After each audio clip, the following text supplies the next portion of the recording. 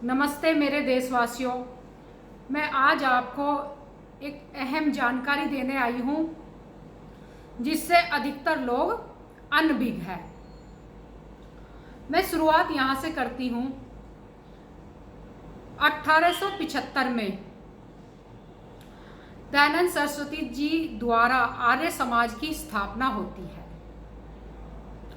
जिसका विषय होता है शिक्षा, समाज सुधार और राष्ट्रीयता।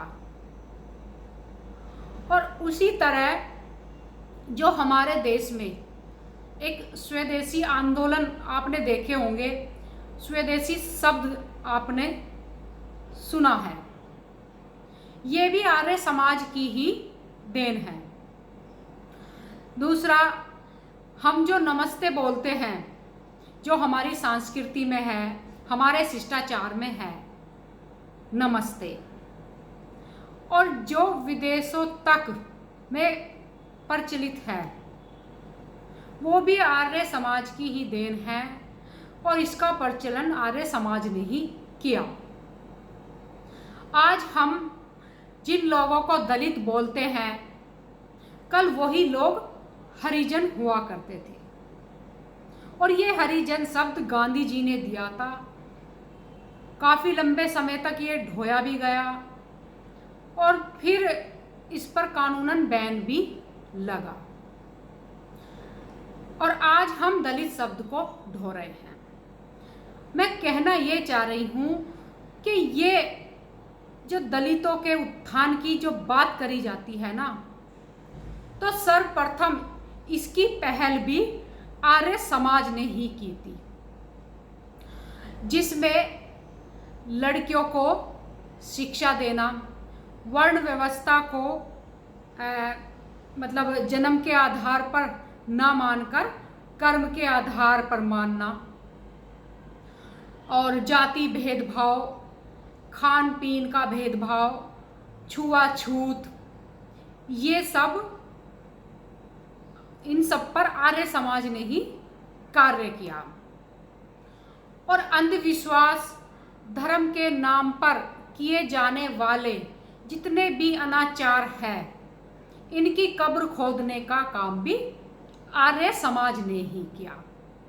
सामाजिक कुरीतियों के प्रति या उनके विरोध में आंदोलन खड़ा करने का कार्य भी आर्य समाज ने ही किया।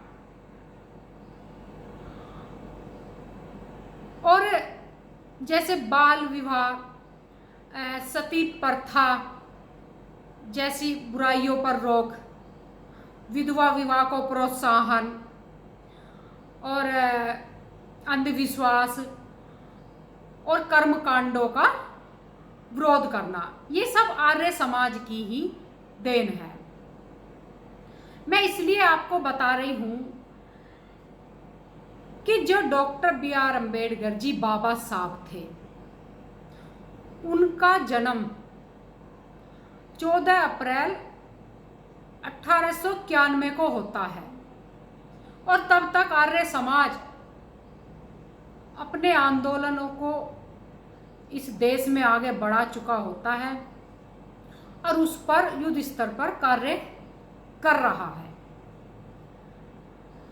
और बाबा साहब फिर मुंबई, बाबा साहब का परिवार मुंबई चला जाता है। बाबा साहब वहाँ पे शिक्षा दीक्षा ग्रहण करते हैं, सरकारी वडोदरा के राज्य में सरकारी नौकरी करते हैं, विदेश चले जाते हैं, फिर आते हैं, राजनीति में प्रवेश करते हैं, और इन्हीं सारी बुराइयों पर राजनीति में आंदोलन करते हैं। राजनीति में सुधार लाने का मतलब देश में सुधार लाने का प्रयास करते हैं राजनीति के माध्यम से। तो कहने का मतलब है, जो बाबा साहब के मन मस्तिष्क पर जो छाप थी, वो आर्य समाज की छाप थी। बाबा साहब दयानंद सरस्वती जी के विचारों से प्रभावित थे, और बाबा साहब आर्य समाज के विचारों को ही फॉलो करते थे। और आज भी ये जो जितना भी दलित तबका है, ये सब इन्हीं बुराइयों से लड़ता हुआ नजर आएगा आपको। कभी जाति प्रथा जो चली आ रही है, जाति या सामाजिक और अन्य जितनी भी बुराइयां हैं उसके विरुद्ध ही खड़ा आपको नजर आएगा। तो कहने का मतलब ये है, ये जितना भी तबका है ये सिर्फ आर्य समाजी है और इसके मन मस्तिष्क पर भी आर्य समाजी सोच है और ये भी आर्य समाजी विचारों से ही प्रभावित है, जो ये इन बुराइयों पर कार्य करता है।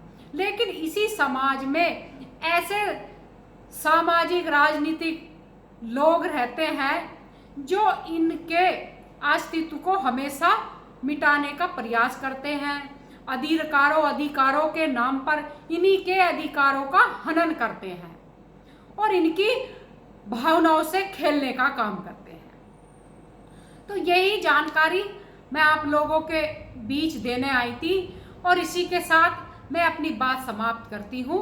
जय हिंद, जय भारत।